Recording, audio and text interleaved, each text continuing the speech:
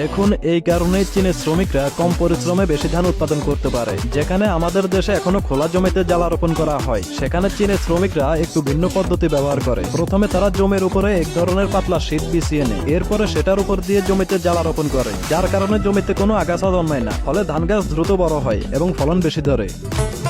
Uncle, আমার বাবা ভীষণ গরিব, আমাকে বিয়ে দিতে পারছে না, কিছু সাহায্য করবেন? এই বাইরে যাও।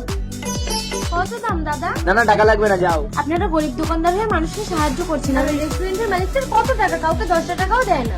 দাদা, এই গরিব মেয়েটার বিয়ে কিছু সাহায্য করবেন? ঠিক আছে, তোমার বিয়েতে যা পোশাক লাগবে সম্পূর্ণ ফ্রিতে আমার দোকান থেকে নিয়ে যাবে। ধন্যবাদ আপনাকে, কিন্তু এই আঙ্কেলটা ভীষণ কৃপণ। নিয়ে যাও। কত দাম? আমি মানুষকে ফ্রিতে সবকিছু দিই, টাকা নিই না। মার্কেটে সবাই গরিব দুঃখীদের দান করছে, অথচ এই বড় লোকটা এত মানুষ। নিয়ে যাও, টাকা লাগবে না। দিতে হবে না। খুব ভালো। আরে এখানে তো ভিড় কেন? কি হয়েছে? কি হয়েছে? এই রেস্টুরেন্টের মালিকটা তো হার্ট অ্যাটাক করে মারা গেছে। কি হয়েছে? লোকটা ভীষণ কৃপণ, জীবনে কাউকে সাহায্য করে না। रुको जरा। দাদা, আজও খালি হাতে চলে এলাম, কিছু চাল ডাল দিয়ে সাহায্য করুন। একটাও মাল হবে না, যাও। দাদা, হবে না, যাও। দাদা, ওই কৃপণ লোকটা মরে যাওয়ার পর আপনারা কেউ কিছু দিতে চাইছেন না কেন? আর আসলে আমরা মানুষকে যে যা দান করতাম সব জিনিসটার মূল্য উনিই আমাদের দিতেন।